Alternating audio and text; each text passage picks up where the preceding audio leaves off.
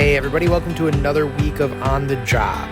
We have a tremendous episode with Tommy Mello for you. He is the owner of A1 Garage Doors and author of Home Service Millionaire. Just a really, really smart guy who has some great advice. We dive into some of Tommy's tactics for hiring and keeping around great staff members. And I just think that's so important. Plus, Tommy shares a couple really creative ways to get leads out of jobs you already have. And again, this is something that literally costs you pennies and could deliver a lot of business. So you don't want to miss this one. Let's get into it. On the Job is an ArcSight Media production. ArcSight is the fastest growing 2D CAD application on the market. With ArcSight, it makes it easy to create professional CAD floor plans from anywhere. The best part is you don't need years of experience to use ArcSight. In just minutes, you can create impressive site drawings that will help impress your customers, close more deals, and beat your competition. That's not all. ArcSight offers takeoff and estimate features that will help you close deals on the spot. All you have to do is load in your company's products into the app, drag them into your site drawings, and ArcSight automatically calculates your proposal based on the items you added to the drawing. It's that easy. Learn more today at arcsightApp.com/onthejob. Or head to the Apple App Store and start a 14-day trial today.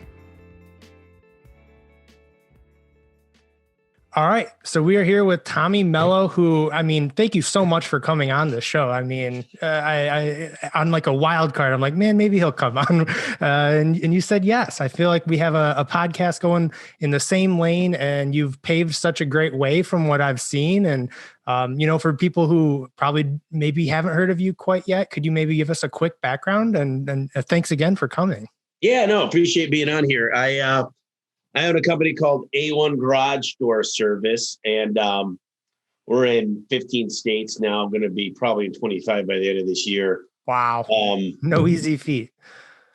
It's a great business. We love garage doors. They're 40% of your curb appeal. We call it the smile of your home. It gives you 102% return on investment. So I've got the garage door business. I got a master's degree from the University of Arizona.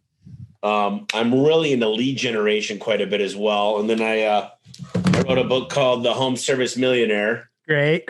And this took 2 years, and I got 12 co-authors. So it took me a while, but I feel like it came out good. And then I'm soon going to be working on a second book. But yeah, I love home service, anything to do with HVAC, chimney sweeping, washing windows, whatever it might be.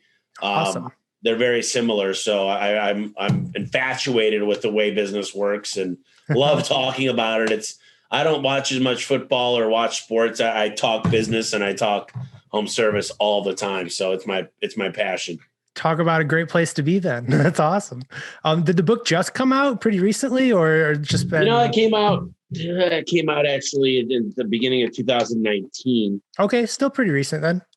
And, yeah, it's a cool book. I took a lot of time on it. It's copyright 2018, actually. But yeah, so I got another book coming out, and then hopefully a third book coming out. So I'm gonna have some fun here in the next year. Well, it sounds like if you like anything you hear today, be sure to go grab that book for a big old well of knowledge, right? Yeah. Awesome. So to get into here, maybe how much of your day-to-day role is like sales management? Probably a lot, right? I love sales and I love marketing. Sales and marketing are my main go-to. I love key performance indicators. I love building processes. But sales is everything. And don't let anybody fool you. You got to have a high average ticket, a high conversion rate, a good booking rate, and a low acquisition cost. All right. That's the recipe. Yeah. So can you what does a day look like from that perspective of being a sales manager? What are those, maybe in a week you have to hit A, B, C, and D. What are those things for you? So if you get a chance, read the book, The Sales Boss. Actually, it's great. I carry books. The books are everywhere, but searching through the library real quick. Jonathan Wistman, good book. But, for me, I start out in the morning with my field supervisor call. It's at 7:30 for 15 minutes. And then I have a morning mojo call for 15 minutes. And then I have a manager call for 15 minutes. But what I like to do is everybody has a place. you've got to understand every single person is numbered as far as their performance, and we keep track of everything. How long you take to do a job. We keep your average ticket, your conversion rates. And one-on-ones is the best, is when you have a one-on-one with somebody and go over their scorecard at least once a month. And you really want to get them involved with understanding where they are. And the hiring process has a lot to do with it, is put all the expectations out there when you hire somebody on what's expected of them and have a manual for them to succeed. And then you find people that need to be number one. There's two types of people in this world: those who need to be number one and those who hate to be last. Okay. And it's so funny because you'll have a guy be like, yes, at least I wasn't last. Yeah. And then you'll have the other guy be like, they'll come up to me after the sales meeting on Thursday and they'll be like, I'm sorry. And I'm like, what do you mean? They're like, well, I was number 2 out of the 180 guys. Yeah. And I'm like, yeah, number 2's pretty freaking good. Right. They're like, no. Next week, I promise you, I'll be number 1. And those are the people I want around me. Any tips to find those guys? Because that's, way easier said than done from the people I've talked about. One of the hardest things is finding those tenacious guys, and B, keeping them around. What are some tactics you use to keep those guys around? Well, I can tell you that most people that need to be number 1 play sports or in some type of competitive atmosphere, whether it's taekwondo, whether it's the band, whether it's the symphony. They've practiced a lot more than they played the game. They're used to practicing. They're used to honing their skills. Yeah. And they like to win. They understand what it is to win. And even when they lose, they hate losing, but they learn from their losses. Yeah. And they learn how to reflect and they learn how to kind of review the videotape if it was a football or basketball match. Mm-hmm. And they review what happened, and they always are thinking, what could I have done better? And they enjoy ride-alongs. They enjoy getting coached. They like getting coached. They've been coached all their life. And when you talk to these people, you simply ask a few questions. Number 1 is, tell me a little bit about what you like to do, what kind of game, sports, anything. Yeah. And then find out, there's ways to beat around the bush and say, did you play college sports? And you can just kind of tell when you're talking to somebody. It's almost a confidence or cockiness. Sure. And I don't mind that at all. I actually appreciate it. And then just ask them, if you came on here, do you feel like, would you say you are 1 out of 10? And anything less than a 9 is bad, because I'm going to say I'm a freaking 10 at everything. And if I'm not, I'm going to figure out a way to become a 10. So that's one of the things that, I'm like, fuck, that's bad. Yeah. So I look for eye contact, body language, and I look for tonality. And if they could do those few things, that's a great start. Yeah. And it just said this smile. And if they're keeping up with me and they're just eye contact, it's a good sign. If they're real slow and they're just like, well, I don't know, sometimes I'm like, dude, I don't really have a spot for you. Sure. Well, what I love about that answer is it's nothing by the books, really. Like you went right into they're into sports, or part of a team. So that's right there is a great, everyone I've worked with who's been part of a team or high school football or whatever, you're right. You have that mentality of just at least a willingness to learn. How do you ask that in a question where someone wouldn't just be like, well, yeah, of course I love to learn, but you kind of get to that through team sports almost. I like that a lot. Yeah. My interview questions, another one that I always ask is, and I use a thing called Spark Hire where I can ask the same questions. It's actually me virtually interviewing you. I'll say, I have a technician and he's holding up this check. His name's Kyle. He made $18,000 last quarter by recruiting guys. So do you feel that you could bring on other people? Do you know a lot of buddies, friends, family, neighbors that you might be able to bring on? Because I'm always looking for people with a big network. Sure. And so I tailored 5 or 6 questions to find out how will this person do? Because it's not only about sales, it's about driving, it's about reviews, it's about tech errors, it's about conversion rate, it's about recruiting, it's about smiling, it's about there's a scorecard out of 1,000 points that we've created that look at other factors of just, do they work well with others? Are they always willing to work well with the dispatchers? And these things are so important. So I've kind of narrowed the questions down, and we're always trying new ones and then we use predictive index and all kinds of stuff for personality profiling. I like to go out to eat with them and their significant other. I'll have them drive. I like to look at the way they treat their car. Yeah. And then the way they treat their significant other is a big deal, How can you ask that in an interview with like what's the tactics for that? Just a general question or? Well, like if you get someone, they'll do a ride along and you just say, hey, you want to go out to lunch real quick? Would you mind driving? And boom, they'll drive. And then, hey, can we go out to a dinner? Maybe I want to introduce you to my girl or whatever. Sure, yeah. Guy's my guy. And I'd like to meet your significant other. And the whole point of that is if they're struggling to get along and you can just feel this tension, if someone's not happy at home, it's hard for them to be happy at work. That's great. And something, not to cut you off, but the really important thing I think I'm gathering from this is you're putting in a lot of work up top for these hires, more than I'd say most of the people I talk to are, going to dinner, but it sounds like it pays off in the long run. So if you put in that little bit of extra work, that tiny little extra thing when you're hiring, maybe they'll stick around a little bit longer and be a better person because you got to see more than a quick, Zoom call or something. Yeah, I think that's a big deal. And I think also you're showing a lot more interest in them too. Maybe they're going to become a better person for you. I think a lot of the people say I've got crappy employees. Well, you're a crappy owner and you're a crappy manager. Yeah. So I don't think you can take someone that's a C player. You ever seen a top rookie go to the best football team and they suck and then they get traded and all of a sudden they're the MVP? It's because of awesome coaching and development. Sure. And that's because they got to find the right person to connect with to develop them. And that's a question I would ask every owner that's failing with their people is, do you have a program to develop your employees? Because if you can't develop them into better people and leaders, you're failing them. And you can't take every single person that's not doing well and make them good. But typically I see if they've got a will, I'll find a way. Yeah. So it sounds like a little bit it's just intuition as well, right? I've been wrong about a lot of people. I say this guy's not going to be great, and they've been great. I give everybody the benefit of the doubt, and I like to see them. It takes a month for them to be an apprentice for me, and then that's in their own market. Then they fly out to Phoenix for a month. And tomorrow I'm giving a new orientation to a new group, 25 guys. I'm really looking forward to it. It's 2 hours.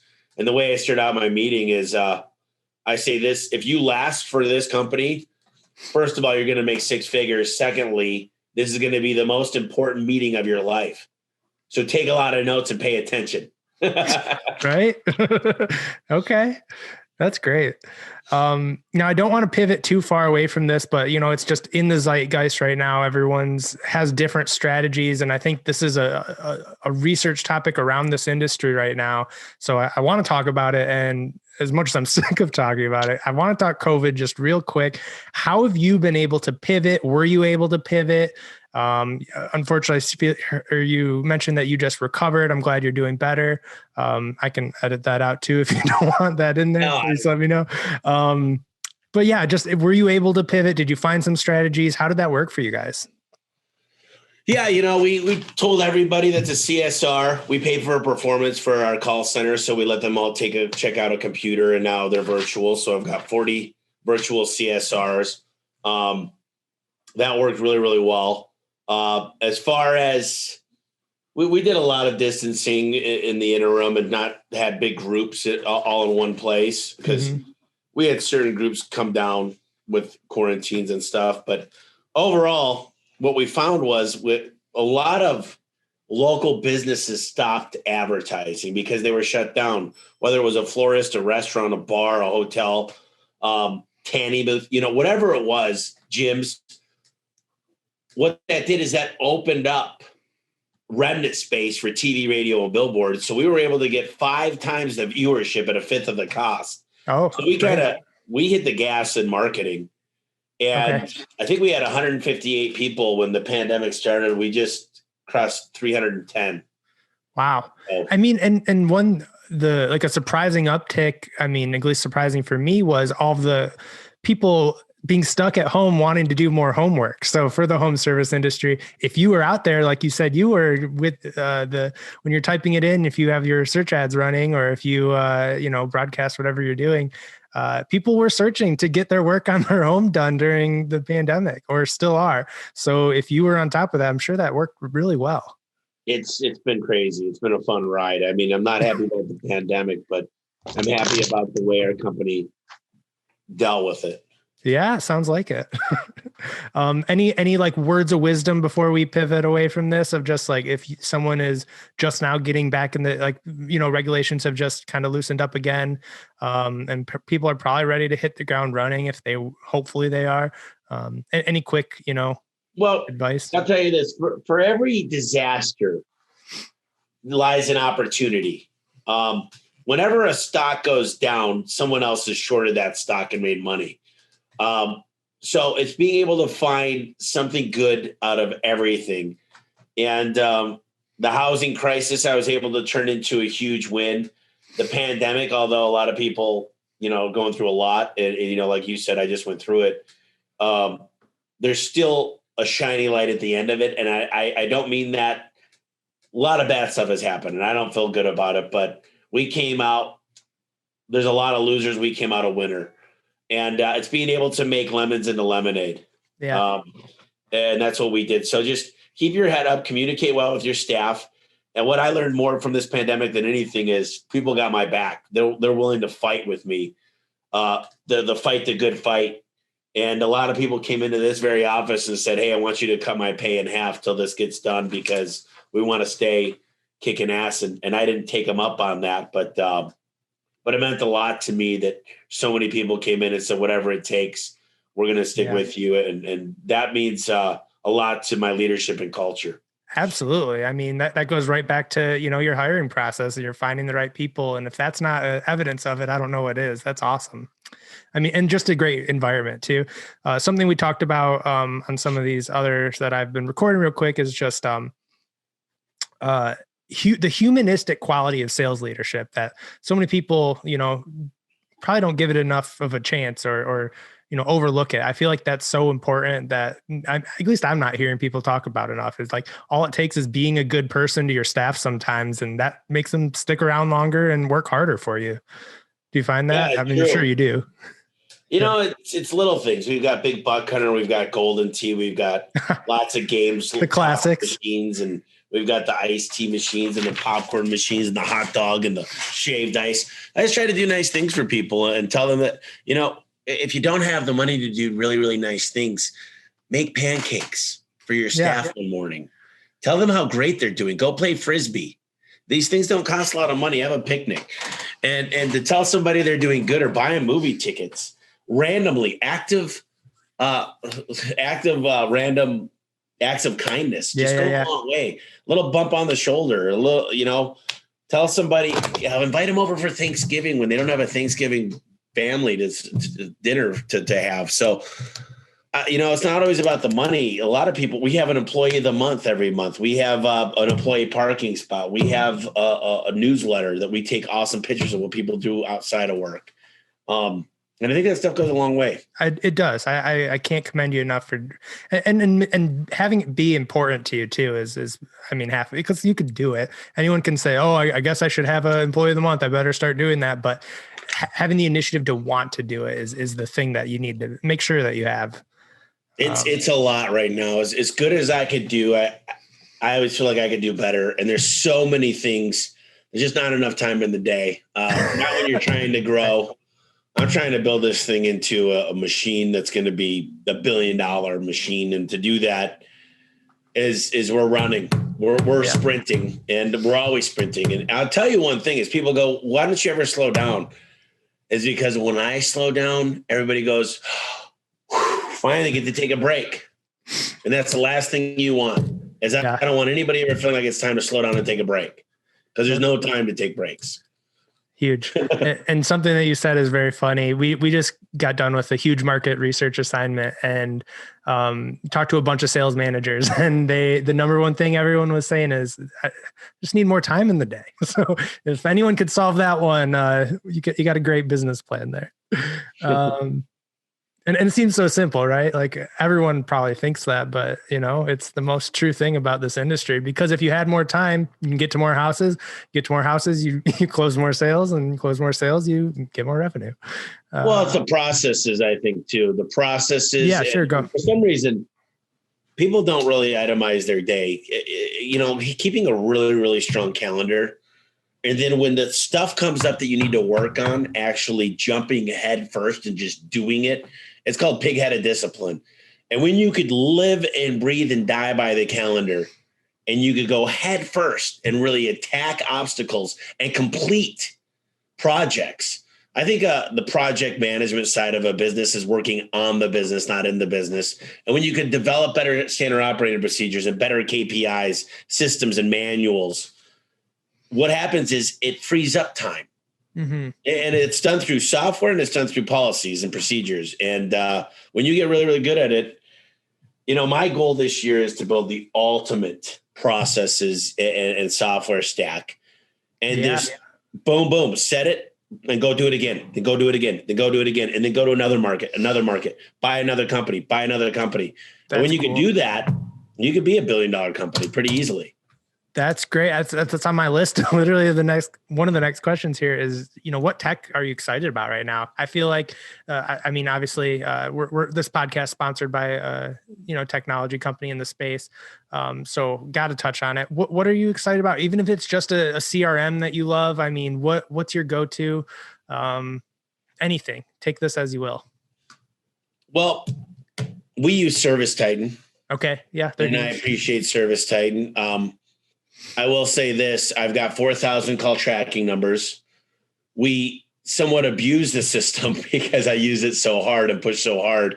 And then we're recently adopting Hubspot. Yeah, that's I love HubSpot. I could talk about that for hours. Well, I've got a whole document that I listed every freaking thing, an API and webhook I needed.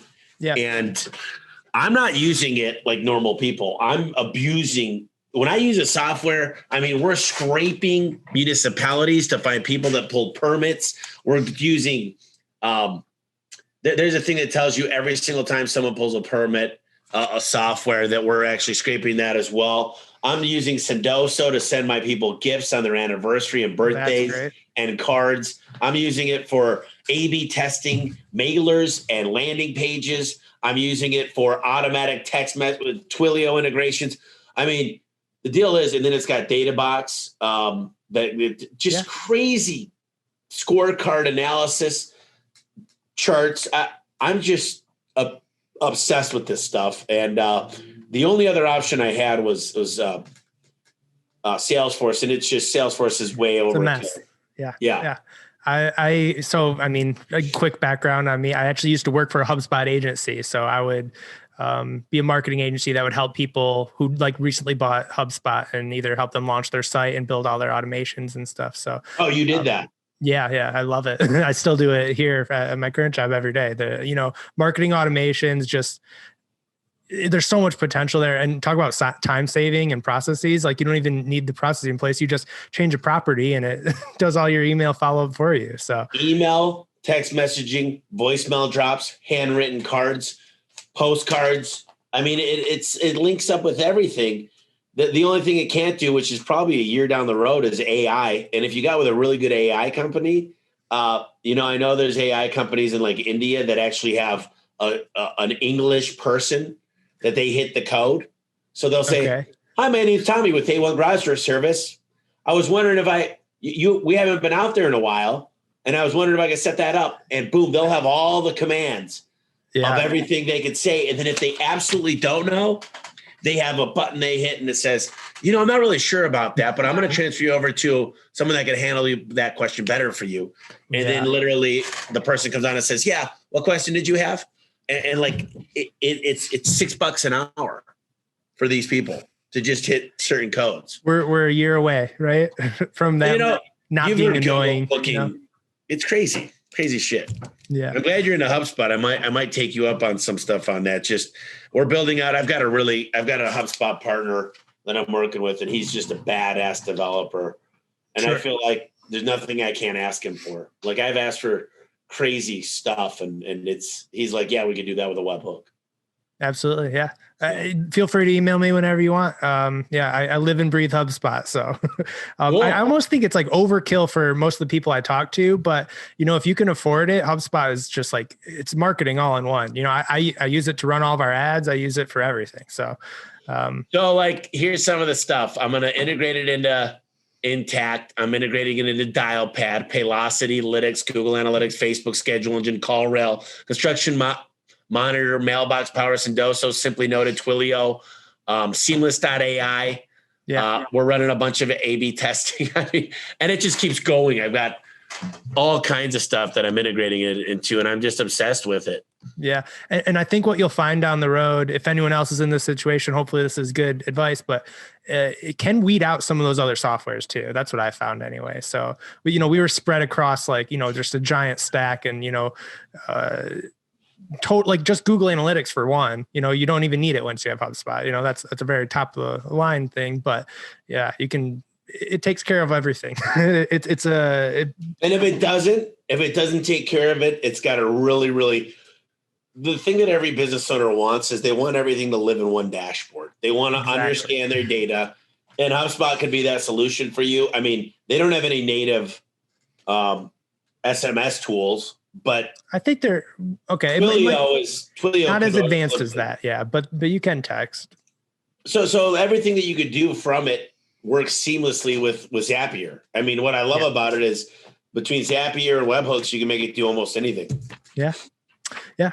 So I'm going to get way into the weeds here if I don't back up a second. And I don't know how you're doing on time here, but I just got a couple more questions. And we're great. Awesome.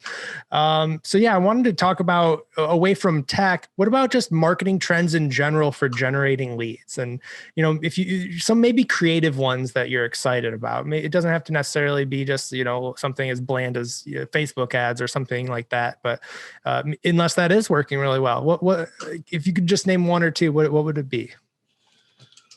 Well, Google is God, so you want to make sure you're dialing in with pay-per-click or organic, your Google My Business with reviews, and obviously they call them LSA ads, which are local service ads, Google Guarantee. A couple other quick ones, partnership marketing. We use a thing called Schedule Engine. So whether it's pest control companies, replace the bottom rubber to keep the bugs out. Paint companies, why would you paint an old garage door? Let us come replace it with a really sturdy, heavy duty one and then paint it. We pay them a marketing fee of 10%. The partnership marketing is the gift that keeps giving. And then the third one is bookends and TV. You start out with a 15-second commercial, and then right as the commercial ends, it's another 15 seconds. Hit it hard Monday, Tuesday, possibly Wednesday, and you'll see your phone ringing off the hook if you got the right commercial. That's great. Are there any, entry levels into that? Like, I know Hulu just dropped into some really affordable targeting for ads there. If you're, a media buy is not cheap. So if you're, stepping your toes into it, I know I would direct someone towards the new Hulu platform.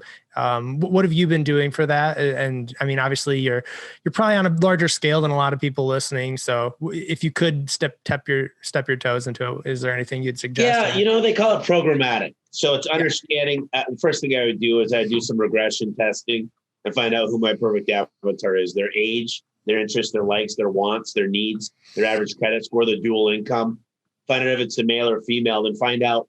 They can tell you programmatic means on any of those streaming services that when they post, when they know their audience and they'll get in front of them. So I would recommend anything programmatic, and I might start in cable because it's much more affordable. And what the news agencies can tell you, and any cable media buyer will tell you exactly where that demographic lives and spends most of their time in. So that's what I'd recommend if you're just dabbling in it. But the good thing about national TV, ABC, NBC, CNBC, all these national conglomerates is right now they're still more affordable because all the local people are out. So you can afford to buy stuff in remnant space as long as you're willing to pay up front and buy more listings. They'll get a lot of free stuff with them. So I wouldn't be afraid to get committed. I don't think you just dabble in TV. It's not like something you try for a month, and if you don't get results, it's got to be consistent. Yeah. TV, you're trying to leave that the part of your brain, the subconscious, if you will. Yeah. And the more you fire that, they see you. Your garage door might not be broken today, but in 3 months when it is, that subconscious is going to go, maybe they won't even search you. But if you're at the top of the pay-per-click and the SEO and the Google My Business stuff, they'll recognize you and be like, oh, I think I know one. They were in my neighborhood. Yeah. And they'll pick you. That's great. Just quickly, last thing before we move away from, television advertising, how do you measure that? Do you recommend like a coupon code to start, a landing page? Or is it just what you said earlier, knowing in the back of your head that your name's out there? So yeah, the custom landing pages is good. Obviously separate phone number, call tracking number. Okay. Those are the two things you could do. What's really nice though is to monitor traffic spikes when the ads go off. So okay, smart. If you know your normal Valpak and your mailers, and your average website click-through rates and stuff, if that starts to spike with TV, you're not going to see a huge ROI on TV. I like to break even. Which is bad. I mean, people would say breaking even is not good, but if it spikes your mailers, if it spikes your click-through rate, it lowers your cost per acquisition on pay-per-click, your organic goes nuts. We noticed that when we do a lot of TV billboards and radio, our Google My Business page gets searched for A1, and we've got really good listings that rank well. There's 70% searched for A1 branded terms versus the 30%, garage door repair terms. Yeah, that's a great advice right there. I love it. Especially because like you said, whatever the subconscious or whatever you want to call it, I think at least, even I can speak from my own background. It's scary to step your foot into that realm just because there is no direct ROI comparison that you can measure sometimes. So yeah, it's great to talk about that. Just one last thing here and I'll let you go on your way. This has been awesome chatting with you. Yeah, no problem. We kind of, we could call it fun or whatever. I know you're probably not out on the site so much anymore. Maybe you're doing a little more office management or, sales leading. But when you are, what's always in your truck, your van, your vehicle? You already talked about you want to keep a clean car. What's something that you always have with you when you're out in the field? We started investing $3,000 in tools with every guy. So we got the iPad completely different than the 3000, but we buy the best tools possible. We've got brushless. We've got a really big account with Milwaukee. I think it's important to have, number one is we've got, I forget what they call these things. They're like, it's to plug your chargers in when you're driving. Anyway, we're always having our batteries being charged because that's one thing. So we get extra batteries. I've got a blower, so I blow out the garage. We buy every single guy a blower to blow out the garage when they finish, leave it cleaner than when you came in. Nice. But we actually spend a lot of money in our setups of our trucks. So we put about 10 grand into each and every truck to make sure they're outfitted the right way. Okay. But yeah, one of the other things is I carry these little notes. They're kind of they're sticky notes, and we go around and we try to do a zigzag. We go to the house to the right and left and then 3 across the street. And they're just a sticky note you put on the front door. It says, hey, my name's Tommy. We're in the neighborhood fixing your neighbor's garage across the street. And was wondering if you'd like a tune-up and if you want that bottom rubber replaced. I'm doing it at half price for $99. And then it's got a call tracking number, goes to their cell phone. But these freaking notes, they look handwritten and they work amazing. That's what a creative lead gen idea. I love that. That's awesome. That's wonderful. I'll tell you what, it's all about. Everything I do is either about acquiring great employees, which are my internal customers, or acquiring great, clients, which are my external customers. So yeah, that rules. So it sounds like it boils down to, well, other than the sticky note thing, but, being prepared and looking really professional, that seems super important, with, the high quality tools, leaving a great impression. Like, I mean, these, seem like obvious things that you should be doing in this industry, but, it's so important. Well, that's their office. I've got a Lytix camera. Yeah. It's a two-way camera. I can see everything going on. I can hear everything every time they reach for a cell phone or food or a cigarette. Yeah. It notifies us as a learning moment. And another thing we always offer the customer a, hey, we're stopping off at 7-Eleven. Could I grab you something? I'm picking myself up a coffee. And that first impression is everything. They're like, no one's ever offered to grab me anything. I love that. Yeah, that goes a long way. That's huge. Oh man. So I feel like I could talk to you for forever, but I don't want to use up too much of your time. This has been great, man. I had an hour blocked off. So. Okay. Well, you know what? I'm giving you a couple minutes back in your day. I promise that at least. Thanks, man. Yeah, this has been awesome. Thanks again, Tommy. Anything, before we wrap this up, you already plugged the book, but, anything else that you either want to promote or send out or words of wisdom you want to leave people with? Now's your chance. Yeah. Well, if you guys get a chance, the Home Service Experts, the podcast, got a lot of smart people that have given me great advice, homeserviceexpert.com. And then, I give you one piece of advice. It's get yourself out of your comfort zone, travel a couple hours away and go find a company that you want to become. If you've got a niche in the home service spot or whatever you're working at, find the biggest and best, bring an empty notebook and fill up the notebook, ask a lot of questions, hang out with the people you want to become, surround yourself, get out of your comfort zone, stay at a hotel, stay at an Airbnb. Don't live in the problems that exist today in your day-to-day.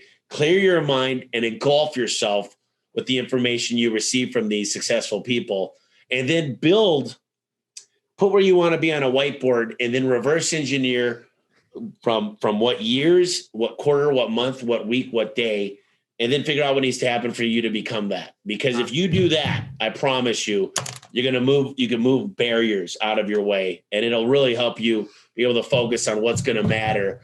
And the playbook's right there. All you got to do is ask the right questions and go see it. Yeah. Wow. Those are 3 just huge nuggets of advice. I can't wait for people to hear this. This is going to be great. All right, well, Tommy. Thanks, Larry. Appreciate being out here. And please tell, it's Bree, right? Yep. Yeah. Please tell her thanks again for setting this up. She was wonderful to work with as well. So smooth as can be. I can't thank you guys enough. All right. Well, appreciate you, Larry. You we'll be in touch. I might get a hold of you about this HubSpot stuff. So yeah, whenever you want. You have my info. I'll see you, man. All right. Thanks, buddy. Later. See ya. That's it for On the Job this week. You can learn more at arcsiteapp.com/onthejob. That's it. I hope you guys enjoyed. I'll see you next week.